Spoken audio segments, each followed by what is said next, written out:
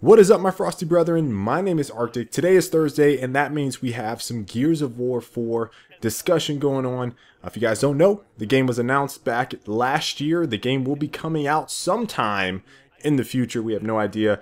But I have been doing these speculative discussion videos to just kind of foster some active talk about the game and get some people thinking about the future.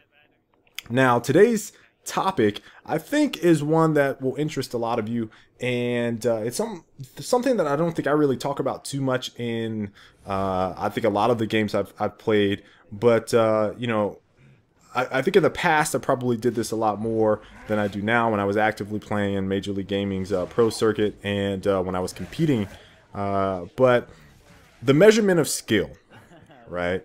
It's one that I think has different applications in different games, you know, in genres and in video games, but you know, it's very apparent at the highest level of competition if you're competing, and I would say in some cases in multiplayer, people actively measure their skill against other players based on their performance. Now, how I want to kind of phrase this is, I'm going to go ahead and ask the question: what do you guys think will be the measurement of your personal skill in Gears of War 4, the new one? Is it going to be the shotgun? Is it going to be the Lancer? Is it going to be your map awareness? Is it going to be all of those things? In the past, in Gears of War, at least in public matches, I felt like there was a couple aspects of the game that a lot of people would kind of reference. I think the biggest one being the shotgun, right? A lot of people, you know, if you had a really good shotgun, you could drop some people. That's something that people would recognize. Oh my God, that guy has a good shotty. Movement was also something I think a lot of people have recognized, especially on YouTube, where, you know, you see some crazy movement, but that might not necessarily be indicative of skill, but they can move well.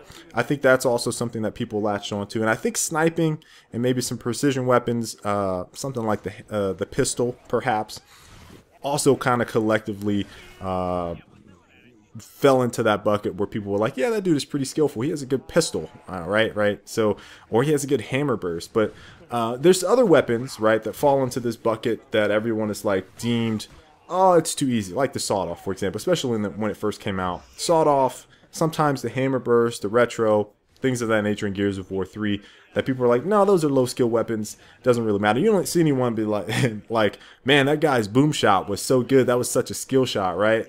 I mean, you might get that every once in a while. Someone hits somebody right in their body instead of on the ground or something like that. But you don't typically hear that with splash damage weapons or anything like that. Usually precision weapons, you'll hear people talking about skill. So broadly speaking, I am very interested to see what people's thoughts are about what matters in Gears of War when you talk about skill. For me, it's always been about a game of chess, and with that, it's always been about competition. So, you know, I think that having a very good weapon game and versatility in all of your weapons is really good. So for me, I've never really gravitated on having a super strong shotgun, although I mean I knew its effectiveness. Rather, I wanted to be really good at a lot of different weapons because I never knew the scenarios that I would be in, especially competing, where I would have to know how to, you know, use my pistol or use a pickup or use something in order to get a kill so my team could win. And I don't necessarily know if everyone has that same mentality, because if you hop into a lot of public matches, random matchmaking or anything like that, you know, you get people that yelling about shotties or yelling about people that are noobs in their team and all this different stuff. Meanwhile, they're really only showcasing, and I've seen this a lot in YouTube videos and what people kind of deem skillful in Gears of War, rushing with the shotgun is skillful play. And I remember on Gears of War 3, the whole reason I did the Mr. Nasty series, for those of you that remember, was when the game first came out, people would constantly say that it was a rifle fest and you could not move around the map. So the things that I wanted to showcase, I was like, okay, yeah, it's a little bit more difficult than it was in the past, but I still feel like if you have better movement, make people miss, you can move wherever you want in the game. So I would go into the same kind of situations where I would play by myself and I would simulate what it was like for the average player to be in matchmaking. And 9 times out of 10, you know, I was able to successfully, wield my shotgun without too much resistance.